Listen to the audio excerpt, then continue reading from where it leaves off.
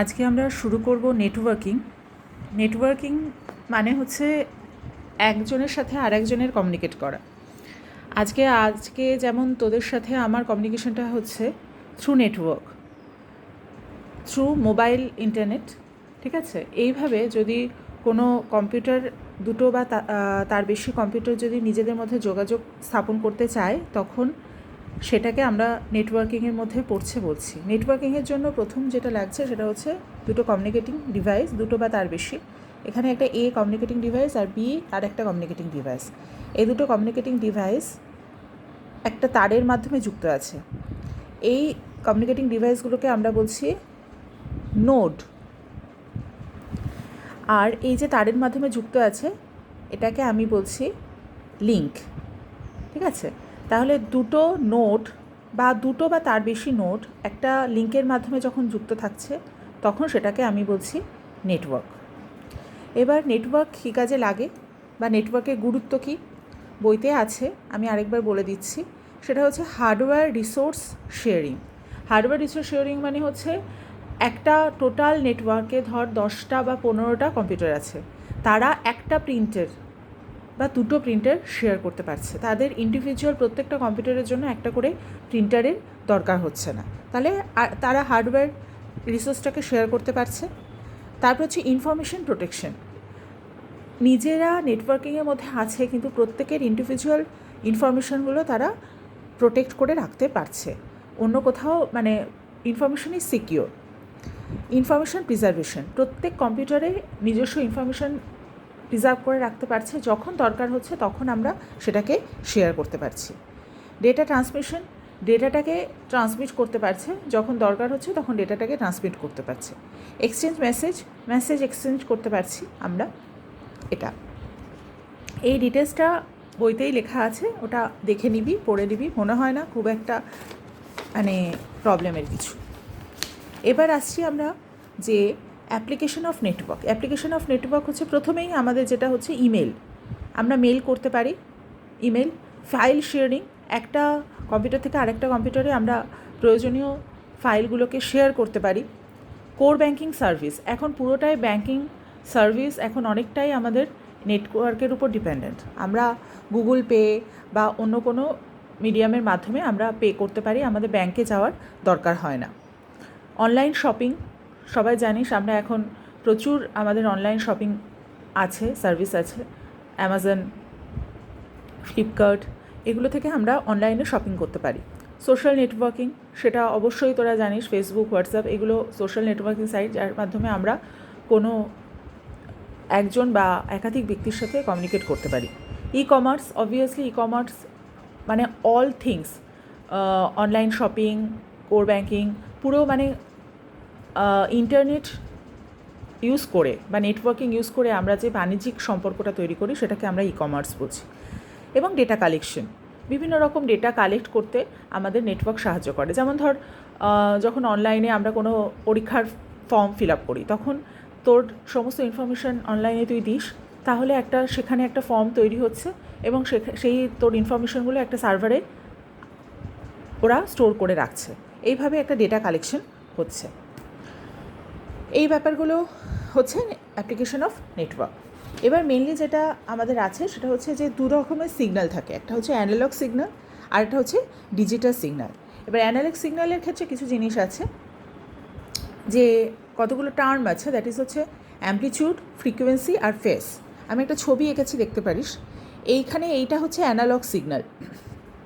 তার যে বিস্তারটা মানে যে কতটা উঠছে, ক্ষমতা বা তরঙ্গের বিস্তার কতটা, সেই উচ্চতাটা যত বেশি হবে সংকেতের শক্তি তত বেশি হবে। তাহলে এইটা হচ্ছে আমার অ্যামপ্লিটিউড, মানে লো মানে মিডিয়ান থেকে এই আপার থেকে এই জায়গাটা থেকে এই যে ডিস্টেন্সটা, এটাকে আমি বলছি অ্যামপ্লিটিউড। আর ফ্রিকোয়েন্সি হচ্ছে যে প্রতি সেকেন্ডে কোনো সিগন্যাল বা সংকেত যতগুলো তরঙ্গ তৈরি করে, মানে কতটা এক সেকেন্ডে কটা তরঙ্গ সৃষ্টি করছে, এইটা থেকে এইটা এন্ড টু এন্ড, এইটাকে আমি বলছি ফ্রিকোয়েন্সি প্রতি সেকেন্ডে। আর ফেজ হচ্ছে যে একাধিক অনেকগুলো তরঙ্গ রয়েছে, তার মধ্যে একটাকে যদি আমি মেন ধরে নিই আর একটাকে যদি আমি এক্সামিন করি, তাহলে সেই মেন রেফারেন্স ওয়েভের সাথে তার যে এক্সামিন যে ওয়েভটা, সেটা কোথায় অবস্থান করছে সেটাকে আমি বলছি ফেস। মানে দুটো আমার সিগন্যাল থাকবে, একটাকে আমি রেফারেন্স ওয়েভ ধরবো আর একটাকে আমি এক্সামিন্ড ওয়েভ ধরবো বা পরীক্ষাধীন ওয়েভ ধরবো। এবার এটার তুলনায় এটার অবস্থানটা কীরকম সেই ডিফারেন্সটা হচ্ছে ফেস। ঠিক আছে, এইটা মেনলি তোদেরকে ডেফিনিশন হিসেবে আসবে। ডিজিটাল সিগন্যালটা আরও সোজা। ডিজিটাল সিগন্যাল হচ্ছে খুব একদম, আমরা সবসময় ডিজিটাল ঘড়িগুলো দেখি, মানে এরা 1-0 ছাড়া কিছু জানে না। এখানে হাই হলে সেটা হবে 1 আর লো হলে সেটা হবে 0। তো যখনই দেখছি যে সিগন্যালটা উঠছে তাহলে সেটা হচ্ছে 1, আর যখনই সিগন্যালটা লো হচ্ছে তখন সেটা হচ্ছে 0। এইটা ছাড়া আর কিছু এখানে তেমনভাবে বলার কিছু নেই।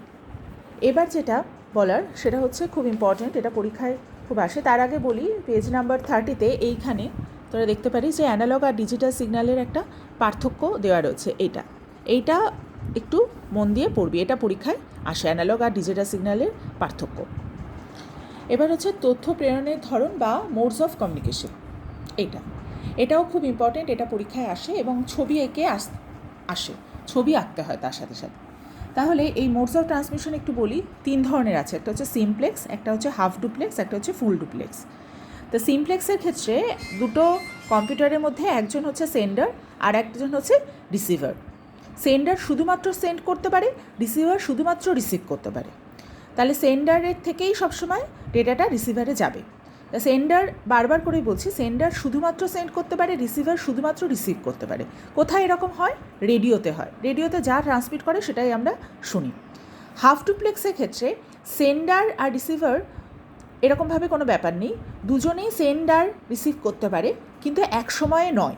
মানে একজন সেন্ড করলো, একজন সে সময় রিসিভ করলো, তারপরে তার সেন্ড করা শেষ হয়ে গেল, তারপরে আবার যে এই এন্ডে ছিল সে আবার সেন্ড করলো, তখন আরেকজন রিসিভ করলো, কিন্তু একই সময়ে নয়। এটা কথাটা খুব ইম্পর্টেন্ট হাফ ডুপ্লেক্সের ক্ষেত্রে, যে সেন্ডার, দুটো কম্পিউটারই সেন্ড বা রিসিভ করতে পারবে কিন্তু একই সময়ে নয়। উদাহরণ হচ্ছে ওয়াকি টকি। যুদ্ধক্ষেত্রে আমরা যেটা ইউজ করি, যে ওভার বলি, আমি একটা মেসেজ দিলাম, ওভার বললাম, তখন আরেকটা মেসেজ দিল, ওভার বললো, তারপরে আমি আবার শুরু করলাম। তাহলে লিঙ্ক, যেটা মাঝখানে লিঙ্কটা আছে, সেটা শুধুমাত্র একটা সময় একটাই তথ্য আদান প্রদান করতে পারে, মানে নিতে পারে, ট্রান্সমিট করতে পারে, দুটো নয়। মানে সেন্ডারও পাঠাচ্ছে, রিসিভারও পাঠাচ্ছে, সেটা হবে না। যে কোনো একটা কম্পিউটার পাঠাচ্ছে সেটাই ও সেন্ড করতে পারবে বা রিসিভ করতে পারবে। ফুল ডুপ্লেক্সের ক্ষেত্রে কিন্তু ব্যাপারটা অন্য, একই সময়ে একাধিক মানে তথ্য সেন্ড আর রিসিভ করতে পারে, মানে দুজনেই সেম টাইমে সেন্ড আর রিসিভ করতে পারে। যেমন টেলিফোন লাইন, মানে আমিও কথা বলছি, আমার বন্ধুও কথা বলছে, দুটোই ও ট্রান্সমিট করতে পারবে এবং দুজনেই শুনতে পাবে। এবার সে কি বুঝলো না বুঝলো সেটা ফ্যাক্টর নয়, কিন্তু দুজনেই শুনতে পারবে, তার নেটওয়ার্কিংয়ের ক্ষেত্রে কোনো সমস্যা হবে না। বোঝাতে পারলাম? উদাহরণ হচ্ছে টেলিফোন লাইন।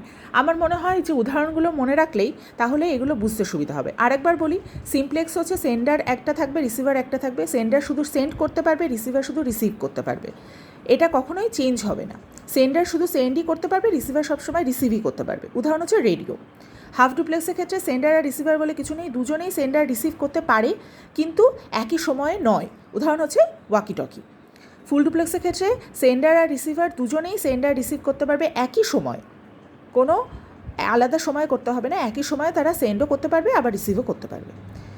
এবার আসি সিমপ্লেক্স, হাফ ডুপ্লেক্স আর ফুল ডুপ্লেক্সের একটা ডিফারেন্স আছে এখানে, এটাও খুব ইম্পর্টেন্ট, এটাও ভালো করে পড়বি। এবং সাথে সাথে এইগুলো, এই যে এখানে যে ছবি এঁকে যে লেখা আছে এটাও কিন্তু পড়বি। আমি এটা ভালো করে তোদের বুঝিয়ে দিলাম। এবার আসি নেটওয়ার্কের প্রকারভেদ। সেটা হচ্ছে 3 রকমের আছে, একটা হচ্ছে ল্যান, একটা হচ্ছে ম্যান, একটা হচ্ছে ওয়ান। এটার ফুল ফর্মগুলো পরীক্ষায় ভীষণভাবে আসে, ভীষণ ইম্পর্টেন্ট, এবং একইভাবে বানান ভুল হলে কিন্তু নাম্বার কাটা যাবে। ল্যানের ফুল ফর্ম হচ্ছে লোকাল এরিয়া নেটওয়ার্ক, ম্যানের ফুল ফর্ম হচ্ছে মেট্রোপলিটন এরিয়া নেটওয়ার্ক, ওয়ানের ফুল ফর্ম হচ্ছে ওয়াইড এরিয়া নেটওয়ার্ক। আমি লিখে দিচ্ছি, local area network, metropolitan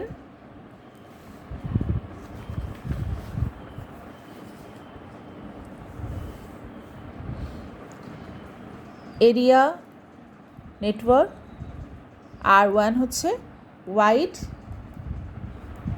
area network. ঠিক আছে, তাহলে এটা বাংলাতেও তোরা মুখস্থ করতে পারিস। তাহলে ল্যান হচ্ছে লোকাল এরিয়া নেটওয়ার্ক, ম্যান হচ্ছে মেট্রোপলিটন এরিয়া নেটওয়ার্ক, ওয়ান হচ্ছে ওয়াইড এরিয়া নেটওয়ার্ক। ল্যানের ক্ষেত্রে বলছে ল্যান খুব ছোট জায়গার মধ্যে বিস্তৃত, এর বিস্তৃতিটা 10 কিলোমিটার থেকে 120 কিলোমিটার হতে পারে। মানে সাধারণত কোনো স্কুলে আমরা 3টে তলার মধ্যে যে নেটওয়ার্কটা থাকে, ধর একতলায় 4টে কম্পিউটার থাকলো, দোতলায় 5টা, 3তলায় 6টা, এই কম্পিউটারগুলোকে একসাথে যোগ করে একটা যে নেটওয়ার্ক তৈরি করছি সেটাকে আমরা বলছি ল্যান। ল্যানের সুবিধা অসুবিধা বইতে আছে, আমি আরেকবার বলে দিই। সুবিধা হচ্ছে যে যেহেতু ছোট নেটওয়ার্ক সেজন্য এর ডেটা সিকিউরিটি অনেক বেশি, খরচ কম,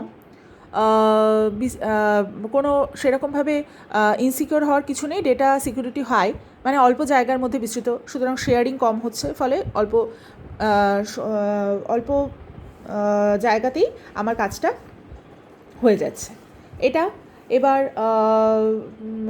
যেটা হচ্ছে যে এখানে কতগুলো বলা আছে সেগুলো দেখে নিবি, এটা নতুন করে আমার কিছু আলাদা করে বোঝানোর নেই। যেমন হচ্ছে ল্যানের ক্ষেত্রে কী হচ্ছে, শেয়ার বন্টন ব্যবস্থা, যেটা বললাম যে কোনো হার্ডওয়্যার বা সফটওয়্যার সেটাকে ও শেয়ার করতে পারছে আলাদা করে, প্রত্যেকটা কম্পিউটারে সেটাকে লোড করার কোনো দরকার হচ্ছে না। হার্ডওয়্যারের ক্ষেত্রে যেমন MS Word, MS Excel, MS PowerPoint, MS Access, এগুলো যে কোনো সফটওয়্যারে যে কোনো কম্পিউটারে যদি থাকে তাহলে অন্য কম্পিউটার সেখান থেকে শেয়ার করতে পারছে। ফাইল ট্রান্সফার অবশ্যই একটা নেটওয়ার্কের মধ্যে একটা কম্পিউটার থেকে আরেকটা কম্পিউটারে ফাইল ট্রান্সফার করতে পারছে। সাইমালটেনিয়াস অ্যাপ্লিকেশন, চিঠি, ডকুমেন্ট, এগুলো সমস্ত এক বা একাধিক কম্পিউটারের মধ্যে ট্রান্সমিট করতে পারছে। মেসেজ সেন্ডিং, সম্পদের সঞ্চয়, বুঝতেই পারলি একটা যদি এই নেটওয়ার্কের মধ্যে যদি একটা কম্পিউটারকে আমরা এমন রাখি যেখানে সিপিইউর ধারণ ক্ষমতাটা অনেক বেশি, তাহলে আমরা সমস্ত যে তথ্যগুলো সেগুলো একটা জায়গায় সঞ্চয় করে রাখলাম, তারপরে যখন দরকার হলো তখন অন্য কম্পিউটারগুলো সেখান থেকে ডেটাটাকে কালেক্ট করে নিল। এটা আমরা করতে পারি, এটা আমরা আরেকটু ডিটেলসে পরে পড়ব। সিকিউরিটি, অবশ্যই সিকিউরিটিটা মেনটেন করছে, কারণ যেহেতু অল্প জায়গার মধ্যে বিস্তৃত, এটা একটা। এবার হচ্ছে মেট্রোপলিটন এরিয়া নেটওয়ার্ক, অবশ্যই বুঝতে পারছিস মেট্রোপলিটন এরিয়া নেটওয়ার্ক, মেট্রোপলিটন কথাটার মানেই হচ্ছে যে আমার একটা শহরের মধ্যে বিস্তৃত। ঠিক আছে, একটা শহরের মধ্যে বিস্তৃত কীরকম ব্যাপার, মানে ধর আমার ব্যারাকপুরে SBI-এর অনেকগুলো ব্রাঞ্চ আছে, একটা নোনাচন্দ্রপুকুরে আছে, একটা তোদের ধর চিড়িয়া মোড়ের ওখানে রয়েছে। তাহলে এই ব্রাঞ্চগুলো একে অপরের সাথে, এরকমভাবে ব্যারাকপুরে ধর 10টা ব্রাঞ্চ আছে, তাহলে এরা একে অপরের সাথে কানেক্টেড। ঠিক আছে, আর এই ব্যাঙ্কগুলোর মধ্যে আবার ধর 20-25টা করে কম্পিউটার আছে, সেই 20-25টা কম্পিউটার একটা ল্যানের সাথে যুক্ত। আর এই ল্যানগুলো প্রত্যেকটা নোনাচন্দ্রপুকুরে তাহলে একটা SBI ল্যান আছে, আবার ধর চিড়িয়া মোড়ে একটা SBI ল্যান আছে, আবার ধর তোদের ওয়্যারলেস গেটে একটা SBI ল্যান আছে।